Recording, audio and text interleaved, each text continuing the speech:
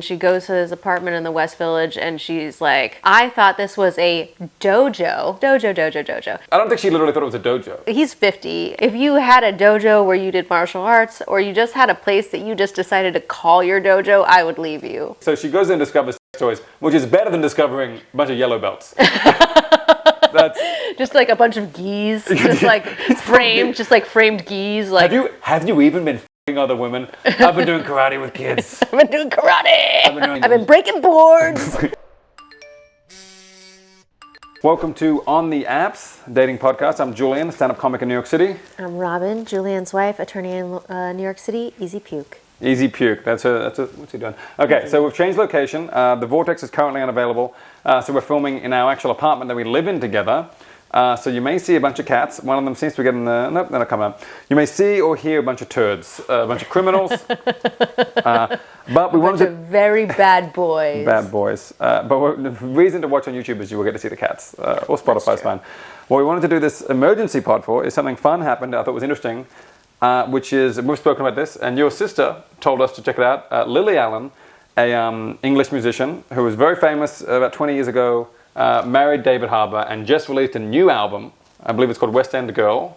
I think so, yeah. And the reason it's very interesting is that it's all about her open relationship with David Harbour, the guy from Stranger Things. Uh-huh. And would you say it's a positive indictment of a positive representation of David Harbour? Oh, no. David Harbour. Though I think it's a good comeuppance. I've always had a... You had a bad feeling about David Harbour before this? Yeah. Are you doing that thing that people do who say they're psychic and they go, I always knew? No. So here's the thing.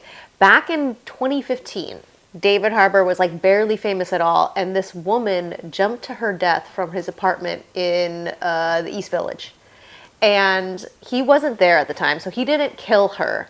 But there was never anything about her, and he was like, she was unhoused, and she was a drug addict, and, you know, she had all these troubles, and I was trying to help her. And I just don't believe that, like, you don't have a woman living in your house because you're trying to help her. And the way that story just went away never sat well with me. So that I've always thought there was something off about him. One of our cats is taking a dump. It's definitely Pancake because he likes to kick around like a lot. I don't know if the audio is I don't know how much, this is excessive. Excessive. Okay, you know what's funny? I was like, you know what, if this goes well, we can just do it'll be easier to do the podcast here sometimes. Yeah. And now I realize I can't because of these turds. Yeah. Okay, so I didn't have any preconceived notions about David Harbour. The main thing I think is very interesting about this album is it goes into the specific details of how they started being open, and I think it's a very good example of doing pretty much everything wrong. Oh yeah, it was like I read an article that was calling it ethical non-monogamy, and I was like, it's unethical non-monogamy. It's very unethical. At least how if how it went down is how she actually described it. Then well, I'm sure there's no doubt her representation is favorable to David. It's obviously, it's not like she's throwing him some bones. They have like kids. It's like scorched earth. It's pretty bad. No, well, I did look into that because I was like, oh my God, like if he has kids and they're gonna like learn about this. But then she talks about how her kids are teenagers, and then I was like, that doesn't make any sense because they haven't been married that long. It's her children from a previous marriage. They don't have any kids together, but still, they were whatever. Still. Yeah, not ideal, and I'm sure everyone loves a stepdad usually. So it's pretty hard to lose the respect of your kids when you're the guy fucking their mum.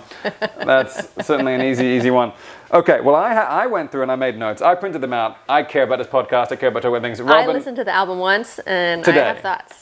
Just today. Now. Yeah. Well, how do you want to start this? Because I went through all the songs in chronological order because it tells quite a story. Yeah, let's do it chronologically because I think that's how it's like, it is told very much. Like I was like, oh my gosh, I wonder if she was thinking about making this into a musical or something because of how like chronological and like literal. And almost to the point.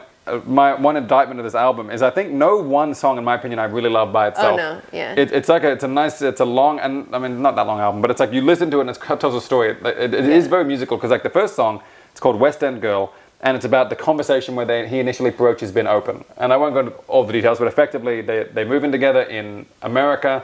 They're all excited, and then she gets a job to be in a play in London, and she goes back to do that. Effectively, right? That's basically it. And she's all excited to be with him, but then she's got to separate it. And while they're going long distance, she gets a phone call from him. And you only hear her side of it, but it's her being like, really? Oh, well, I guess if that's what you want. So right away, the first red flag. Oh, this is the other reason why. This is triggering me. Another thing that made me think something weird about him. So when there is like I don't remember where I saw it. It's probably in an Us Weekly or something.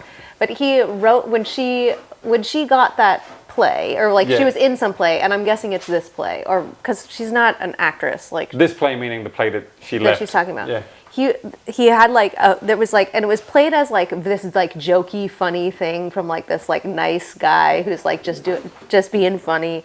But the note was like, he sent her flowers, and it was like, to my ambitious wife, like, I hope this is a flop or something like that, because if this is reviewed really well, I'll be devastated or something like that. It was like like the press played it off as this like really jokey, funny thing between like from a funny guy, and even just being like, to my ambitious wife is like, that always stood out to me. Like, he calls her ambitious, and she's my wife, like, not to Lily, not to like, to my ambitious wife. There's just something so like needling about that. I'll tell you, number one, there's plenty of thick, juicy stuff we can shit on David Harbour for in this album. I think that's a fine thing. I'm doing deep cuts. It's a deep cut, and it's also... I've got deep cut. The problem is that David Harbour hate. If someone wanted to shit on our relationship, they could pull up any podcast clip where we mock each other mercilessly, and say they don't like each other. So I think that is... what she says, but she does reference that. She says that when she says, I got the play, he goes, really? They're going to have to make you audition. That's the line. I didn't even notice that. No, it's a quick line, and she goes, she's like, no, I already got it, though. Because that's when she's saying to him, I told you I got the play. I got direct quotes in here. She goes, that's when your demeanor started to change and said, you'll have to audition. Which feels like a jealousy thing. But again, that can go either way. You don't really know. Yeah, He's one of our cats, pancake. Anyway, but then she has a phone call. So what I was saying, from an open relationship general standpoint, not starting is like really hard. Yeah. Right, so this is literally the reason you start open. And like the idea of requesting an open marriage, 1, via phone call. Yeah. 2, while you're already long distance. Because what's going on? Like, she's already in London. Also, long distance, by the way, I'm from Australia, so long distance to me, like to me, New York to London is not long distance. New York to London is not long distance. But whatever. I mean, it is long distance, but it's not like, they're also extremely wealthy. Like, they could jet around. Yeah, anyway. They can jet around. It's not like they have like a 9 to 5 they have to worry about. Like, that's just that in and of itself is like, and then if you have that conversation and then your partner is like, oh, well, it makes me really sad, but I want you to be happy, like that feels like something that needs like a lot more of a conversation. 100%, because our main thing we've always said from the very beginning, and I think this is not that we want to give advice, or I guess we do, but it's like, to be open, you have to come from a position of strength. Mm-hmm. Like, you should be really secure in your relationship whenever you duck out. The idea that I could be leaving the house and you're like feeling miserable, that is not a good... You're not going to feel better after I've been on a date. No. And also, like, so you don't have one... I mean, they probably had more conversations, I'm sure. I'm sure. But I agree, the phone call thing, it's like, how badly are you looking to fuck? Yeah. You know what I mean? Because you can make... Sure, you might be shooting for 6 weeks, but you can wait 6 weeks to have the conversation. Because what you want to do is be like, you want the other person feeling so secure and so happy that they want to do it as well, effectively, or whatever.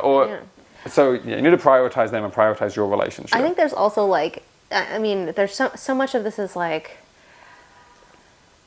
and if you're one person is like wants to be open and the other person definitely doesn't, like, you're probably just a mismatch, and this is going to happen inevitably. Like, there's going to be, and somebody's going to end up looking or feeling like a bad guy or being a bad guy, but like there's some sort of mismatch here, but I think David Harbour's a piece of garbage. So. Well, we'll get the garbage stuff comes up later. But here's the second part. So I'm speeding through these, and it goes. Yeah, let's do it. The dance out of notes. The next song is called Sleepwalking. There's a part of it is all about like she's like kind of sleepwalking through life. She doesn't feel like she's connecting with him. But a part I thought was interesting. She says, "I could preserve all of your fantasies if only you could act them out with me." So this is the other problem I have is like the issue is part of the reason you want to be open is you can get something from other people you can't get from your partner, but you need to. If they want to give you those things, you can't say, no, I don't want to do those things with you. I want to do them with a stranger. Yeah. That's like very hurtful. Yeah. Because it's like a Madonna whore thing. Like, you saw that, yeah. Yeah. Is that in there? That's in the... Does she say that? Yeah, but I don't know if that was in... I think it might have been Sleepwalking, yeah. But she goes, I'll be your whore, just let me do it with you. I'll be the one who does it with you if you just let me. If you just let me. But he's like, no, gross. I don't want to fuck my wife. Ew. Well, there is a part of it where she kind of mentions that he's saying like, one analysis was that he's like putting her on his pedestal. Like as this goes on later on track 6 or whatever, it talks about how kinky and crazy, but the stuff he does that she's obviously not. That she's like, I would have done it. I would have done it as well. He didn't let her in on, I guess. I mean, it's one thing if you're with a partner and you're like, hey, I really want to be peed on, and this is not personal experience. Robin wants to be peed on. By cats, and Pancake will not do it. But if you're like, I really want to be peed on, and the person's like, oh, I do not want to do that. I do not want to do that. And you say, okay, well, can I do it with someone else? You're like, yes, please. Please, yeah. Not in the house. Like, let's outsource that. Or even something less kind of crazy, kinky. And obviously we talk about the idea that just being open is good because you get to have new experiences with people. But it's not like, yeah, you should be feeling something you're missing. And like if your partner is trying to give you that, I think, to me, it's a time to be like, hey, let's pause and be with each other and focus on this. Yeah. Anyway, so that she says happy to do the crazy stuff, but he's like, basically doesn't want to. Anyway, this is the part that was interesting as well. The next song is called Ruminating. And this is another thing about like you need to, again, I think, always make the other person feel like they're very special and important. And through this, it seems very much like he didn't do that. He was trying to gloss over that so he could quickly fuck other people. And there's a couple of lines in here that are interesting. He says, when he's talking to her, he goes, if it has to happen, do you want to know? Oh, yeah. And she says something like, what a line. What a line. Yeah. And to me, it feels like again. If it has to happen is such an insane way to say it. Like, it's such a manipulative way to say that. It's like a sales thing. It's like, hey, let's talk brass tacks, John. Let's say you have to put the money down for this. How do you want us to go about putting that commission in? And it's like, if it has to happen, do you want to know? But then it's also been like, do you want me to just do it? It's coming from a place to me of like not really communicating clearly or setting clear boundaries, which will come up in a second, and just kind of being like, well, I'm going to do this. That is one thing I wanted to say about the first song, because, I mean, again, like, I'm sure this is not how it went in real life, but if it did, like, if somebody calls you and says, I want an open marriage, you don't have to make the decision right then. She could be like, yeah, that makes me really sad. I'm not okay with that right now, but can we talk about it later? But instead it was just, she just kind of like laid down. She just said, yeah. Well, yeah, I mean, part of it is certainly, again, we obviously don't know what his story is. Of course. But it certainly feels like she was obsessed with him and loved him and would do anything for him. And there were certain parts of the song where she references that. She's like, if that's what you want. But I imagine maybe, we're putting a lot of weight into the fact that it was one conversation. You know what? Let's do this. Let's treat this, because she has said that this is like an alter ego of herself. Let's treat this as if this is what really happened. Just so we can do it as an experiment. Just so we can do it, yeah. We're going to stop. No more allegedlys. No more. No more. My wife, the lawyer, goes, let's just take the police report at fact. Let's just take it. We need only one side of the story. Two sides of the story gets very messy and gross. In that ruminating song, she says, baby, won't you tell me I'm still your number one? Mm-hmm. This idea that you could be like, have a partner who is genuinely suffering in silence or vocally about you fucking other people, and you're not even been like, even if you're a manipulative bastard, at least be like, baby, no, I love you. You're the best. You're my favorite. Thank you so much for doing this. And like we check in all the time about like, hey, I've been on a few dates this week and I'm seeing you. Are you okay? It's like just being clear, because like every time, little things, like if I go on a date with someone and they do something that you would have liked to do, you're like, I kind of would have liked that. You check in. Yeah. Or like there was a time when you were like, maybe you went on 2 dates with somebody like kind of close together, and I know that you prefer to do it like, about a month apart, so I've like checked in about that, and it's like, I don't know, it's just like, why not just ask? But specifically say like, if you're the one who's dating more and doing the thing, you should be putting so much onus on yourself to... I agree that there should be some onus on you, but also like, I don't know, you should also, if they're not doing that, ask for it, and if they're not giving it to you, that's a problem. But like, there should be just so much more communication. Yeah. I mean, and I like you take a nice stance where you're saying the easy thing to say is like, it's just the person who this the guy's fault or this fault. Obviously, both people have to take part in consent and understanding. But I do think, at least the way this is explained to us, again, I shouldn't say that. The way it is that he is pushing it, and I do think if you're the one pushing the open relationship, there is more onus on you to check on another person. From jump, right? It just to me that felt like a very pushy, like. Phone call is crazy. I get you're busy, but because the thing is, you can just not have sex for a while. Yeah. I mean, I did it all through college. Okay. I was in a very monogamous open relationship with every woman. If I can wait fucking forever, so can you, David Harbour. So can you. Goofy looking bastard. Okay, but it's especially bad because, like, obviously, people like him, because his whole persona is like, I'm the goofy, fun, ridiculous guy. I'm the nice, ugly guy. He's not. He's ugly. He's an Allegedly. No. Okay. Well, Lily does call him ugly in one song. But here's the part. No, she says he's not cute. Is that what which it is? Which is a nicer way to say he's an uggo. He's an uggo fucko. But, so the next song is called Tennis. And this is the really interesting part, I think. Because it dives into where the real juicy open relationship stuff happens, which is like in the rules. Yeah, the rules, because we had the rules. And well, Madeline goes into that more, but he says, she goes... Their rules are also insane. I know. I don't want to get to, because that's almost like there's a legality thing there as well. Well, not in the UK, but in the US, yeah. Yeah, but I talk about the jealousy, right? And this is the scary thing that happens, right? And we talk about this, like we talk to each other about what dates we've been on, and that's a way we can get through it. I don't read your text, and I don't really want to, but there are times when you're looking at my phone because we're looking at Instagram, and like a text will pop up, and I'm just like, it's nothing. One time we were on the subway and we were sitting next to each other, and like a nude just popped up. Yeah. He got a nude. She's a very pretty girl. Yeah. Well, that was my brother, but I still think he was looking good. Looking pretty good out. But she says that, and this is the problem when you don't have these rules set in stone, the uncertainty creates insanity. And there's the line in the song is basically that he gave her his phone to look at an Instagram thing, and she was looking at it a little too long. And the way he snatched it back, away. Which is very clearly like, I've got shit on there I don't want you to see. Yeah, so she looked through it. So never look through the phone, never okay. What you should say is, I'm feeling really upset. Looking through the phone is always bad for everyone involved. But I also think if you have the rules set up in a way you do, and it's clear, they're clearly not clear, then everyone should know what's happening. And you should be like, listen, I don't want you seeing those texts for this reason. It should be, hey, I'm sorry, can I have that phone back? I'm sorry, I have private things with other people. That as is such with our rules. But this feels like a slapdash thing where he's like clearly been texting, clearly been breaking the rules. And by the way, it's very easy to break the rules or be tempted to, because as a man, we're all naturally worms. We're all naturally worms. No, Julian is a natural worm. Yes, a born prodigy, they said. A born worm. A born worm. And like when you're with someone else, you want to like be really sweet and send them nice things. And especially when you're having sex with someone, even if you don't have the same emotional connection, you kind of naturally start to be sweeter in text and things like that. Of course. And something in a text is probably going to hurt someone's feeling a lot more. Even just like, hey, sweetest girl in the world, something like that.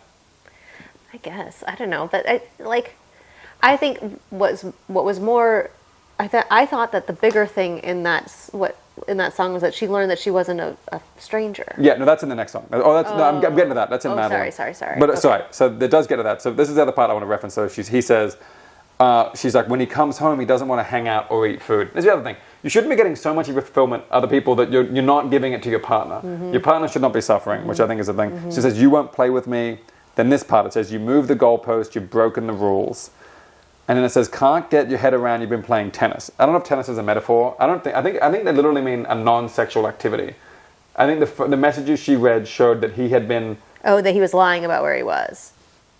Yes. That he was saying he was playing tennis and he was not playing tennis. So the next song, I'm going to have to combine these for it to make sense. So the next song is called Madeline, which I guess is the made-up name of the girl that they were cheating with. And she says, we had an arrangement, be discreet and don't be blatant, and there had to be payment. It had to be with strangers. But you're not a stranger, Madeline.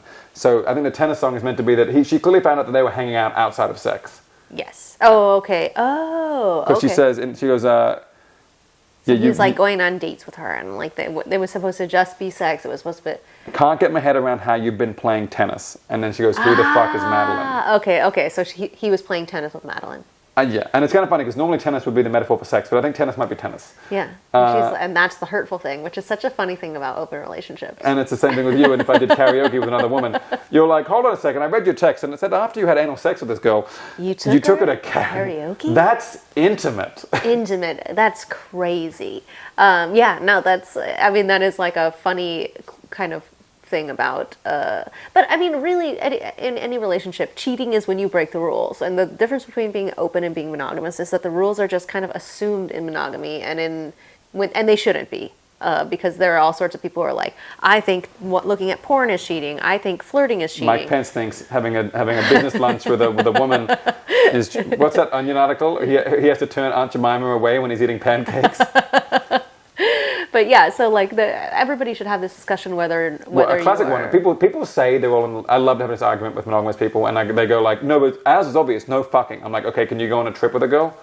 And they go, well, obviously not. I'm like, and someone else will be like, well, I mean, I have a best friend who's a girl, and I go on trips with her. And it's like, oh, there were some rules. And porn, for the most part, is allowed now, but I knew, definitely growing up, there were more girls I knew who were like, didn't like the guy looking at porn. But even if you're allowed to do porn... I've never seen that online. I think that's crazy. No, but sure, people will be like, you're allowed to look at porn, but am I allowed to look at one OnlyFans creator all the time? And am I able to privately message her and be like, can I get videos from her? And like, so the point have her say my name. And like, yeah, exactly. Yeah. Have her say, your girlfriend's a bitch. It's like, this is my kink. You are kink shaming. Yeah, I made her put on your wig and then step on a bed of nails. Okay? Why are you making this about you? Why? So yeah, to your point, hey, everyone has... want to come to me? Oh yeah, he doesn't. This is my cat. He doesn't want to come to me. Doesn't care for this loser. We're in a monogamous cat relationship, and we don't stray, even though you were once a stray. But those days are behind you. When you're not here, he snuggles me. That's a break into the rules, David Harbour. He's way cuter. So yeah, so that's a tenor song, which is interesting. She goes, "Who the fuck is Madeline?" And this is the part that's interesting. Then the song is called Madeline. They go into the specifics. He told me it was only in hotel rooms, never out in the open. Now, the out in the open, I think, that's a celebrity rule more than anything. Yeah, I would think so. And another thing about this is, like, this is blowing up. Everyone in Hollywood's fucking doing this. Yeah, probably. I think, because if they're both actors and they're around, they're doing stuff, I would be blown away if they weren't. So she says, we had an arrangement, be discreet, don't be blatant. There had to be payment. Now that's crazy. That's genuinely crazy. Because at that point, like, then she is saying, no, it really needs to be just sex. It needs to be prostitution, it needs to be sex work. Absolutely just sex. Which is fine. But first of all, it's like, it is against the law. Is it not against the law in the UK? No. Really? Mm-mm. What are we doing here? I don't know. No, but so, I meant, what, yeah. But, I mean, it might be illegal for him to pay for it. No. So they're like, it's like Vegas. Yeah. Well, no, it's different than Vegas, but it is legal. Okay, well, that's interesting. It's actually, prostitution is actually illegal in Vegas. No, so that doesn't make sense because he was here, she was in London. Yeah. So it's not legal. No, it's not legal here. So, but I mean, yeah, so I mean, because probably I would guess like what you're scared of is that somebody's going to take your man, right? Well, I should have brought it up. I want to say that in the beginning. That is the number one fear. That's the number one fear that every rule you make should be going towards preventing that. And so if her fear is, and she's like, and he's describing this as like, I need sex. She's like, okay, so you can have sex, but but for her, the important thing is like, okay, even if you have sex, I need it to be somebody who's like not going to try to take you, somebody who you're not going to be like that interested in. And I think having that layer of payment makes it feel safer. 100%, because it's a layer of disconnection. Exactly. That's the whole thing. Every edition, so we've mentioned this before, but some of the rules we have is no sleeping over. We have a loose rule on how often to see each other. You said once a month. That changes a lot. It's not really a rule, but it was that was like more just a preference of yours. Yeah, well, it's a preference of mine, but well, we can talk about that. But yeah, but it all, because I've always felt, in the way every relationship always happens organically for the most part, is I mean, it's kind of backwards now versus what it used to be, but you have sex first, and then, as in you go on a date, and then you don't stay over, you know what I mean? Yeah, and then you have sex, and then like staying over, and then like for some people, especially when you're younger, it's like you go out to a bar and you meet someone, you have sex, and then after like you have like 3 hookups, and then it's like, do you want to get breakfast? And it's like, oh wow, we had breakfast. That's today. a big step. So point is that is the real emotional movement. So for us, it's like you're trying to prevent that. You're trying to not do. You're trying to have rules that mean that this person, that is what would make you insecure. And I remember we had a situation recently when a girl stayed over, and it was like she stayed very late. Didn't stay over, but it was up late, and we had sex, and that level was okay. And then we were lying in bed, and then I set an alarm for like 20 minutes for a quick nap and slept through it, and we woke up at 7 a.m. And I immediately was like, Robin, I'm so sorry. I'm so sorry. And you were like, it's fine. And I was like, whatever. Get out of my house, you fucking whore. Oh, no. I didn't do that. And another time when, what was it? When it was like, it ended up being quite late, and the trains weren't running, and I could have Ubered, and we're trying to save money, and I was like, if it's for the safety of this girl, I feel bad. Like, because she was a little drunk, and she was going to take the train to, like, Jersey, then drive. Oh, yeah. And we ended up waiting, and it was fine, but it was like, but the point is, I'm getting too distracted. Point is, you have those rules to try and prevent that. He clearly broke them, because he was playing tennis, and she says, I'm not convinced he didn't fuck you in our house. And that would be a big rule. Sorry. I think, that would be, well, I mean, we've done that, but I think, it seemed to me like once you break one rule, like it's just impossible not to just like what I understood that song to be was her like finding the text, realizing that he had broken rules, and then just like catastrophizing. Like, I think you're fucking him in my house. I think he's lying. I think, is it more than just sex? And the girl's like, no, it's just sex. And like she's like, as far as I don't really believe it was tennis. That's what I'm determined from that. So you're right. The house thing is catastrophizing. I agree. But I mean, the thing is like it could be. You could like if somebody was like, "Is this more than like if I was having sex with a guy and I played tennis with him and we hung out and we enjoyed each other, and then his wife texted me and was like, "Oh my God, like is it more than sex?" I'd be like, "No, it's not more than sex." Like, I guess it wouldn't it wouldn't occur to me to be like, "Oh yeah, we're also kind of friends," but like, I would just think. By saying it's just sex, what you're saying is like there's no risk of me like taking this guy away from you. But where Lily has her defense, I'd say, is like it's hard because it is David Harbour, and any celebrity like that, people will want. And I think there are a lot of women who the risk you're afraid of that woman they'd want to do that, they'd want to take it because he's a celebrity, because he has status, because he's a big ugly blockhead. Here's what I find very funny about that song though. So she starts defending him and saying, no, he only speaks of you very highly. And it's funny because no matter what she says, you're going to kind of hate her. Do you know what I mean? Like, I thought that the text message as they were described sounded really nice to me. I agree, but this is where I disagree. Okay, so I think Lily Allen was mad at Madeline. And the reason I bring this up to open relationships in general is you're going to be most jealous of girls who are like different to you or opposite. Like it'd be very jarring because Lily Allen, I don't know if Americans follow her that much, but her whole thing, she's very like rough around the edges type thing. Mm-hmm. Just like she's very like fuck you. She has literally a song called Fuck You. She's like not like your little soft-spoken blonde little girl. It's so interesting because I don't really know her at all from anything except for Alfie. She had a song Alfie about her brother just masturbating and not getting a job. Yes, and then she has a song she's called, like a nepo baby, so it's weird to me to think of her as somebody who's like rough around the edges because like her parents are like in. I shouldn't say rough around the edges. I don't mean rough around the edges like in terms of like poverty line stuff. But what I mean is. She wouldn't like, well, I'll tell you what the line is specifically and why I think it's contrary to her. This Madeline girl leaves a voicemail, and obviously it's some actor playing it in a thing, but she's clearly not mocking, but trying to distill this real person's essence, right? Mm-hmm. And it becomes it goes, you can reach out anytime, or just need a vent, love and light, Madeline. Okay, the love and light is rude, but... Yeah, but I'm saying that to me is her being like, this fucking girl who has live, laugh, love above her couch. So that, the jealousy of finding out who the other person is. I would probably say the same. I'd be like, listen, he speaks very highly of you. Like, I would want to be reassuring. I would also be like, you're welcome to contact me again if you have more questions. But you understand, there's nothing you could say that's going to be right. Because she says, reach out anytime, or need a vent, and it's like, fuck you. Okay, like, well, need to vent, like, I have my own friends. But yeah, like, but if you know have what I mean? more questions, you're like, because you can't, if you're too nice, it's like, don't act like we're buddies. Well, also, this girl is supposed to be, like, in her early 20s, too. So I you gotta give her a lot of grace. Yeah. I didn't know that. I think she's supposed to be really young. I didn't do much research on this outside of just listening to the songs. Do you have any more on Madeline? Mm-mm.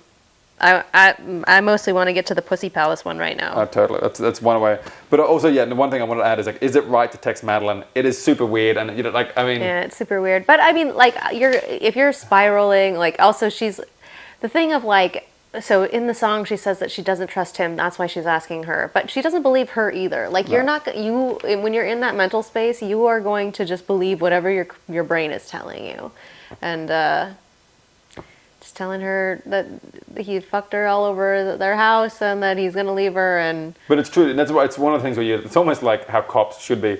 Where like if you break one rule, if you're willing to break one, you'll break all of them. Mm-hmm. And so in order to have complete, what cops should be? What are you talking about? But as I'm saying, the reason I bring that up is like when I see cops in New York, they never follow the basic laws. Oh, gotcha. So when I hear that they broke a big law, like shooting on a man, I'm like, well, you probably did. Yeah, you guys run stoplights all the fucking time. Yeah, so I'm saying in this case, a little rule like don't play tennis doesn't seem like a big one, or don't do this, but like once one of those is gone, you're going to start thinking everything's done. Everything's gone, yeah. I'll do a quick one of this before we get to Palace, which you want to talk about, which I think is very funny and very interesting, and took a shot at me inadvertently.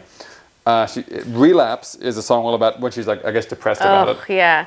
That song, I felt like that song was like a little I don't know. It made me think, oh, I would never want to date a former addict, because then, like, the idea that they would be like, oh, because of you, now I want to relapse is really, really shitty. To be clear, that is basically the song. She's like, you fucked me up so bad, and she's like, but I know if I relapse, I'll lose my kids, so I can't relapse, but I want to relapse. The part I thought was interesting, the line I want to bring up, she goes, the ground is gone beneath me, you pulled the safety net.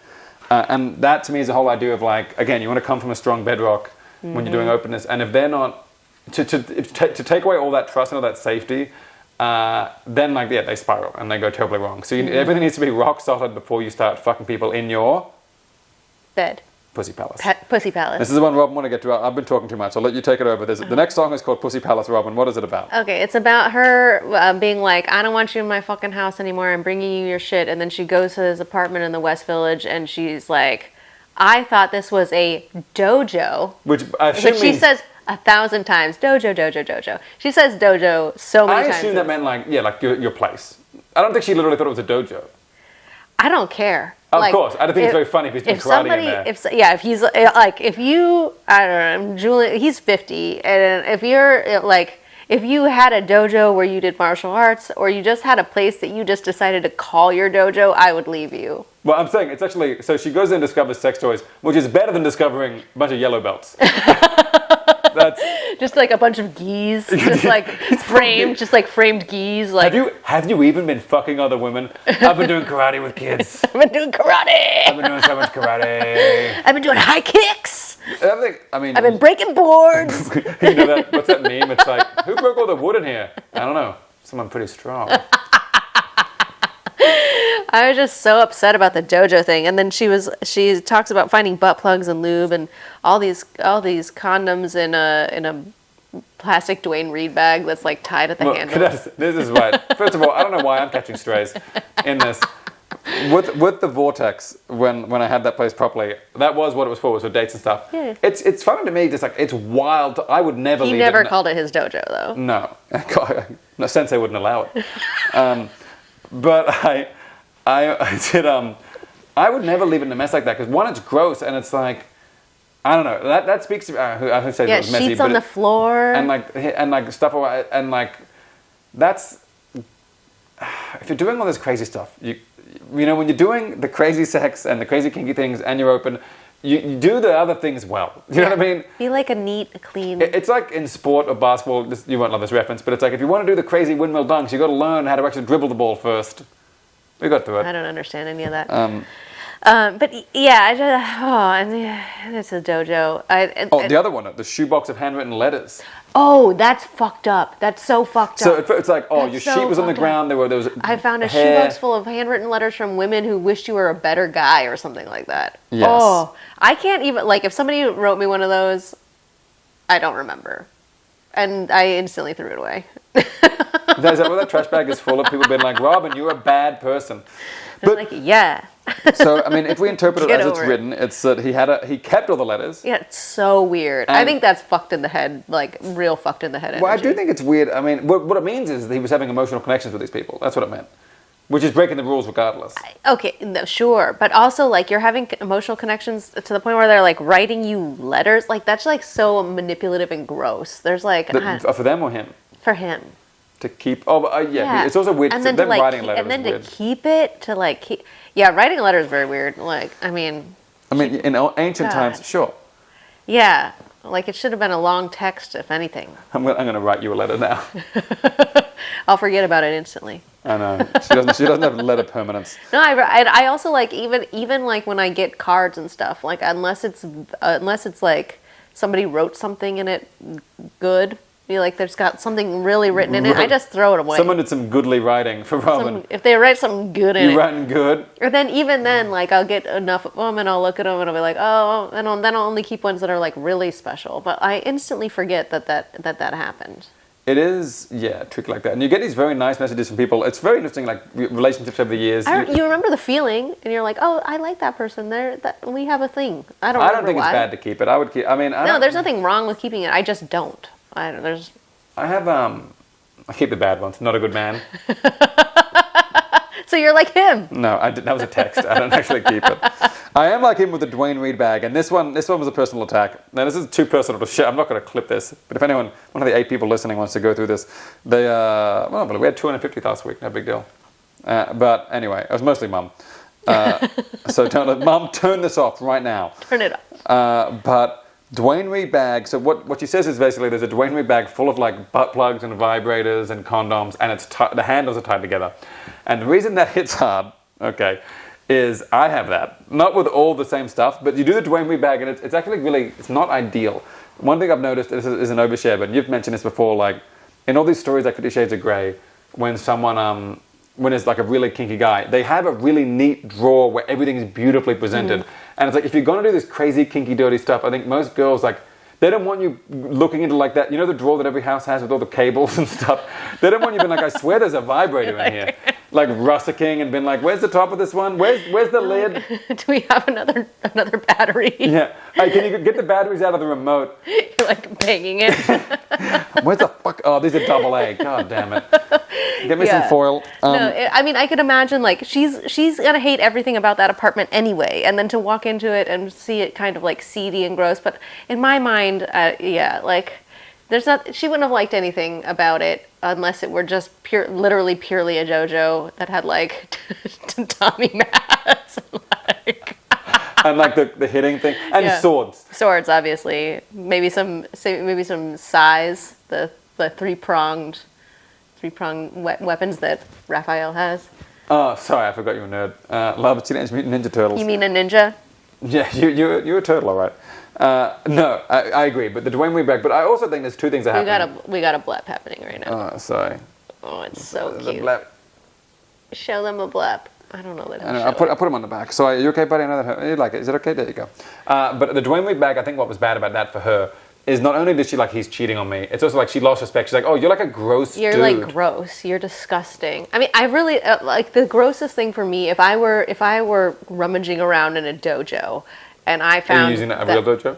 In a sex dojo, and that's just called a dojo. No. And I found a bag of butt plugs and lube, a pile of Trojans, and a box of letters of women who were disappointed in me. The box of letters would be by far the biggest red flag. Well, because he kept them. Because he kept them. Like, what are you doing? Are you like rules, reading them? Are you like you just like to me? It's just like, oh, is this somebody who just like loves to be wanted and like wants to feel like a definitely it. Power and wants to feel like they're desired and like. Also, I mean, those inherently are not bad qualities. Wanting to be desired is not bad, but breaking the rules in order to do it and is bad. I wouldn't say that it's not like everybody wants to be desired, but I think like holding on to evidence of pain that you've caused somebody there's something fucked in the head. I interpreted that to be less like, I don't think everyone was him in a better man. I think she read them all like love letters, and some of them would have been like wanting love letters. You know what I mean? Gotcha. Okay. I don't think she held letters where it was like, you're a piece of shit. That's what I thought they were. And he's just jerking off to these letters. Yeah. I assume there's a bunch of women who wanted him, but he kept them. The keeping them is bad. Yeah. And also he shouldn't be getting those letters because he's supposed to be getting paid. He's supposed to be paying for the sex. He's supposed to be paying for sex. Was there anything else after that? Letters? I didn't know it was your... Yeah, she says Pussy Palace a lot. It's also wild. It's also funny. She says dojo more though. Yeah, but it is funny because he goes... she goes, they're already in a fight about all of this. And she goes, you know what? Don't come back. I don't want you in the house tonight. I'm going to drop your clothes off. I'm guessing he had no clothes there for whatever reason. She goes, I'll drop your clothes off at the East Village apartment, which she'd never been to, evidently. I guess. And what's so funny is like the fear. I thought it was a dojo. The fear David... Well, clearly what he said is like, this is my private, my man cave, my acting. I think it was like his artistic space. Okay. That's my interpretation of dojo in like an artistic sense. But if you're David Harbour and you get this message... Like, oh, shit. Oh, no, it blew up. Oh, there's a gas leak in there. Don't go in there. That's bad. Yeah. Yeah. No, I'm sure he was like, oh God, I'm gonna get divorced. She, by the way, is looking better than ever, and she has a song about getting on the apps and like. Yeah. So which one is that? That's not the first one. Non-monogamy is about how she feels awkward being on the app, and she doesn't want to fuck other people. Mm-hmm. Which again brings back to the very core thing. It's hard when one person wants it and one doesn't, because then not only do they have to deal with their partner having sex with someone, they're like, no, you go out and do it as well. They're like, well, I don't want to, and this makes me more sad. Also, she says something about like being sad and like booking a facelift, and I think she did get one because she looks better than ever. She looks way better than she did in 2020. Yeah. Well, she has one of the songs about dating apps. She has a very like Lindsay Lohan, Anne Hathaway style of like her face has just been prettified. Prettified? Yeah, I think that's a deep plane facelift. I don't know all those terms. I do, because I'm gonna get one. You look great. Thank you. But someday. You can come to my dojo anytime. But yeah, I really appreciated her song about getting on the apps, and she says she's like a mom of, she's like almost 40. She's like, a fake name. She goes by Dallas Morgan. Yeah, and she's like, does that sound fun to you? And I could just totally, because I haven't been on the apps in a really long time, and I definitely haven't been on the apps since turning 40. And like, you just know that because you can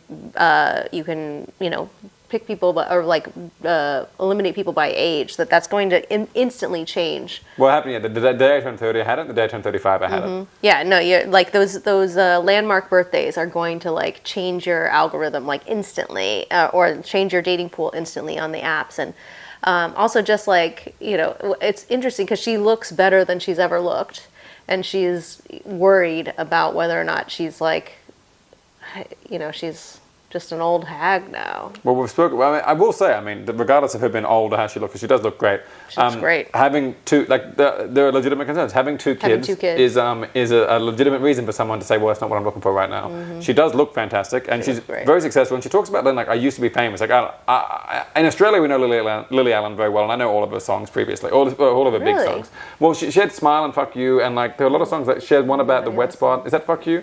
I don't know. You'd love it. It's a song about a guy not trying hard enough. Oh, Smile, I know. You make me smile. Yeah. That's the only one I know, I think. Oh, and Alfie.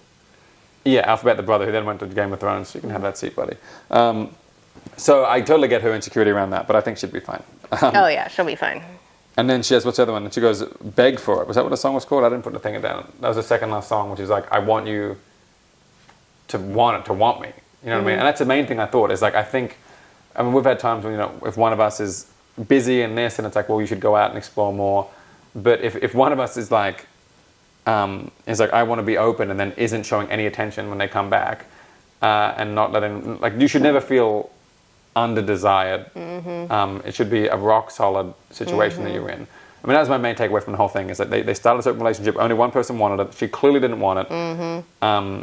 I also feel like it got toned from him, he's almost like, well, I could do it anyway.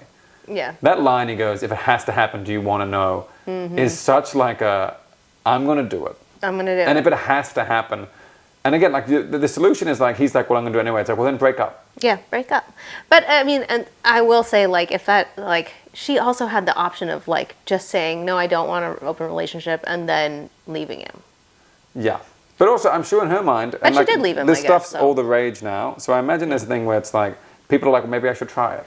Okay, so if anybody's thinking about trying it, I would just say, don't do anything you don't want to do, and do it really slowly, and have a lot of conversations about it. And I don't know. I also, like, it's not a if it's something that you want to do because you think it's going to help your relationship, it won't.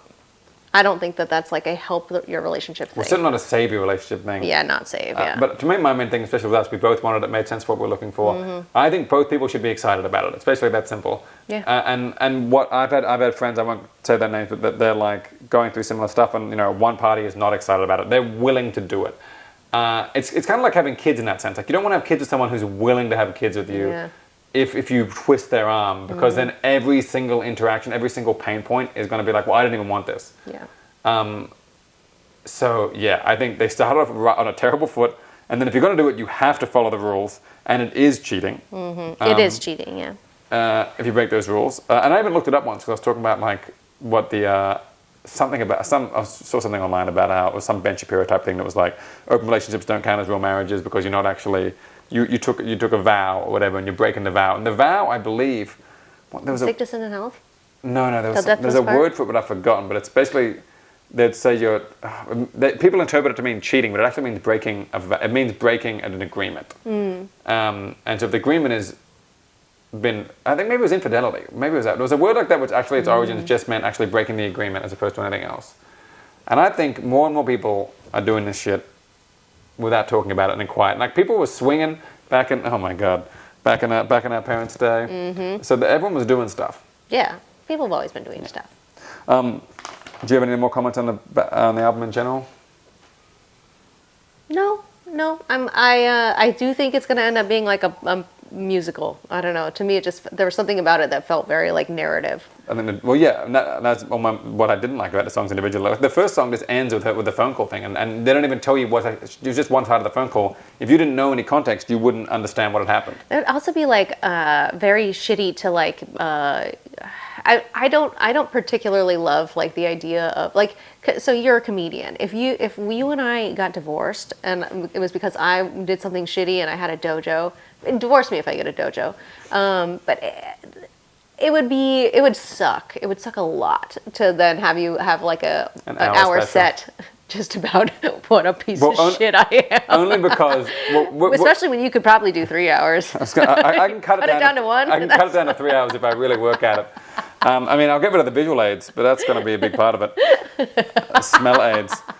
I think the problem is, and this is why it's unfair that we're obviously assuming everything says is correct for the purpose of having a simple discussion. That's what we're doing. But obviously, in reality, it's not. And it's annoying. Everyone's like, Taylor Swift has been so hurt by these people, and I'm sure Taylor Swift has had bad relationships. But yeah, she's a talented lyricist who got to do 9 minutes shit talking. Like that's the dream of every girl who's had her heart broken. Is like, hey, I'm going to tell one side of the story really well, and like basically the group chat of people supporting me will be 400 million people big. Yeah. And like the Jake Gyllenhaal song, you know that one? I don't listen to Taylor Swift. Okay, well, there's just on the topic of people having a chance to say their own song. She does a song. It's called I can't remember what it's about, but it's a 9 minute. She released a 9-minute version, and it's about like how he knows what a dick he was. And then she mentions at one point, it's like, and I know you kept my scarf to remember me. And I can imagine he's like, no, I didn't. and the scarf features heavily in the song. And it's like, what scarf? Yeah, but yeah, the idea it's like. So often in relationships, especially in her one, not to switch topics, but she was very young when she was with him. I think she would have been like 20s, early 20s, or maybe even younger. And so he was being creepy, to be honest. She was like 31. But obviously, she was looking at everything like, this is the love of my life, this is the most important thing. And he was like, no, we're just, presumably like we're having fun. And then so she goes and writes a song, it's like, this special wonderland we had. And he's like, oh God, that's not... Yuck, ew. But yeah, so I think it's shitty when people do that. I think it's unfair that they get to do one side of the story. And I think... realistically, we can have this discussion and know that there's other sides to it, but some people will just take it as read. Yeah, that is true. But yeah, the entire time I was listening to it, I was like, I wonder what really happened. I guess more than anything, it just made me like. And then by the end of the thing, I was like, I don't really care. And what for sure happened is that he asked for it. I would guess that he asked for it. That she wasn't that into it. She didn't stop it, and went along with it. And at the end of the day, it just wasn't for her. No, but he also broke rules, so it's not quite the same. It's just not for her. If we're going to be generous, and he broke rules, but I also think it's like he broke rules. That's for sure. Yes, but if you are at a point, and if you're at a point where you're like, you can only have we can be open, but you're only having sex with sex workers. Like I think that's. You're setting yourself up for failure. Yeah, you're setting yourself up for failure, especially if he didn't say, hey, I want to have sex with sex workers, because having sex with sex workers is a very different thing than... Especially if you want to feel desired. Yeah, if you want to feel desired. It's like having sex with sex workers is not going to scratch the itch of somebody who wants to feel desired. And someone who's also walking around every day having people desire him publicly.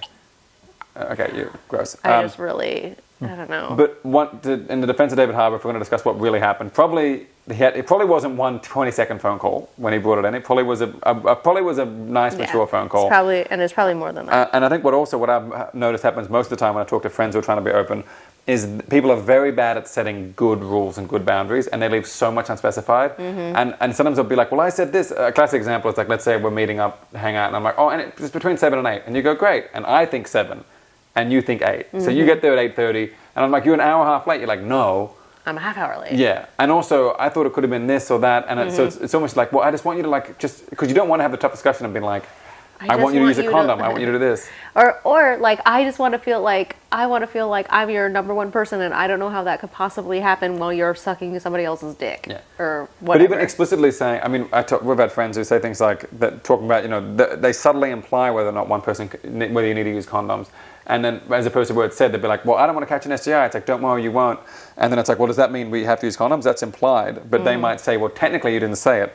And then you get in these tough situations where, like, they're like, well, technically this didn't happen. It's like, okay, so we need to be real. Luckily, I married a lawyer, and we can talk it through. I mean, like, we gotta work out these details. But I mean, we early on had some problems where it was like the idea that if I met someone out, I should text you before I know what's happening. And then we realized that was kind of not It was possible, like not workable, yeah. because I didn't know if it was going to happen. Because he's a worm. Because I'm a worm, and it's like, well, if you at one point you're like, well, if you want to sleep with them, you can tell me. I'm like, well, you got a lot of texts. You're gonna be blown up. Like, you're gonna hate this, actually. Yeah. So I think they probably set bad rules, and like she said, don't be blatant, don't be this, and I can imagine these things happen where it's like it's said flippantly, and one person takes what they want, but they didn't nail it down. She also, there was one where she went through his bedside table and she found a receipt from Bergdorf's for an expensive purse. Yeah, and she's like, oh, is she famous? Why won't you tell me her name? Is she famous? Tell me her name. And I think if you're having fights like that, like, it's like, this is a time to close your marriage, maybe. Yeah. Oh yeah, absolutely. That's the other thing as well. As soon as you're doing this, and maybe they did, but as soon as it starts to get weird, I think you should close it up. Yeah, I think, it's like, oh, we have so much we got to be working on right now. Like, we don't really have time to be gallivanting, and don't have the emotional space to be like adding any sort of insult to injury. Like, let's deal with this. Let's patch this hole before we start. Yeah, we're not going to keep build an extension when the foundation's bad. And I think I also want to make an important distinction between open relationships and polyamorous relationships. And I've been spending more time with a friend who was poly, and they were saying that it was like, you know, for us, I'm like, well, if Robin is ever worried, I would just cut off those other relationships, and I'll tell them I'm sorry, but I have to focus on my wife. And he was like, I get that, that's what you want, but he was telling me that in poly relationships are like, well, no, they've built these relationships over 8 to 10 years, and actually it's not okay to tell you to cut them off. So they obviously have much different rules. But in this situation, what David was doing is clearly open. And in that case, yeah, they should mean nothing to you, in theory, because that was the rule that you built. Well, and there's also, like, I don't know, like, there are times, because, like, I never want to feel like we are creating a system where, like, people feel bad about, you know, like, where we're like, you don't want me going on a date feeling bad about it, because then what's the point? No, like, I wouldn't want somebody to be like, oh, I'm like a second class citizen, or like Oh, you mean one of the other girls? Yeah, like, I wouldn't want them to be like, oh, like, but I mean, I think the reason why we organize the way that we do is just because we, like, don't actually, like, I'm not really that interested in having a boyfriend. No. But, like, anybody who I've dated has been somebody who I enjoy and is, like, I'm friendly with, but you know, I don't want the emotional intimacy of, you know, being needed by another person and having, like, strong responsibilities for another person. Like, that's just, it's like a lot. I feel the same way. And this term gets overused, but it is almost like a friends with benefit situation where it's like you do want to be friends and you do want to enjoy hanging out with them. And I would even do things for somebody. Like, there was somebody who had, like, maybe needed to be picked up from the doctor, and we were like, oh, should you try to figure that out? And I was happy to do it, but it was just the timing was terrible. Yeah, and I got fired a week later, but that was a conversation that you and I had about like, oh, is that breaking rules? Is that weird? But, like, I would hate for somebody to feel like they couldn't ask you for something, especially if they needed it, just because you're married. No, exactly. But yeah, so there is, like, I think there is something kind of shitty about, like, creating, like, a hierarchy of relationships, but I also, like, I don't know, but for me, I'm like, you're my person. Of course, and you're my person, and you're my cat. But I think there was He's not my cat. But I mean, the word hierarchy, and again, when I talk to people who are more in this world than me, they use terms like hierarchical, and all these different things. But I don't think it's a bad thing as long as everyone's clear up front from the very beginning. Yeah, for sure. The problem is, you know, you get that Armie Hammer thing, or Arnie Hammer, where he was, like, basically implying to these girls he's going to leave his wife if they let him, if they let him do blood play with them, or whatever it was. So it's like, as long as you're clear up front, which clearly he wasn't. And I imagine these girls probably did thought it was going somewhere more. And also because it's fun. If your wife's away and you meet someone, you are inadvertently going to form a connection with them if you see them frequently and if you do things outside of it. And it's especially if they're giving you something that you're hiding from your wife. That was the other Like, part we didn't get into as much. It seemed like, yeah, he wanted to do this crazy kinky stuff and wouldn't do it with her because she was too much of an angel. And So she's innocent. like, I would do it. I would do that. She's like, you don't know early 2000s me. Yeah, you don't know. Crazy gal me. Okay. Do you feel like, do you have anything else? Have we discussed it? No, I think we discussed it all. I think it's it's not the greatest album, but it was fun and salacious and interesting. I mean, it doesn't do great things for open relationships. No, but that's all right. I don't care. I don't think it needs to be particularly advertised. A lot more and more people are doing it. So Let's write an album that's really boring. Yeah, And it's like, it's a 12-minute thing of us that's been like, well, how are you feeling? Oh, I had no idea that was impacting you that way. No, totally, I can make space for that. That's fantastic. I'll tell you what, let's have lunch on Saturday and let's plan it all out. Oh, 2 p.m.'s no good? Okay, well, I can do 1:30. that is pretty much it. You got a dojo? Dojo. You fucking loser. I just can't believe how many times she says dojo. It's a fun word. It is. It's just so fucking dorky. We got pretty into karate when we watched Cobra Kai. Cobra Kai. We were doing a lot of karate in public. We were chopping each other. Yeah, but that was purposefully stupid.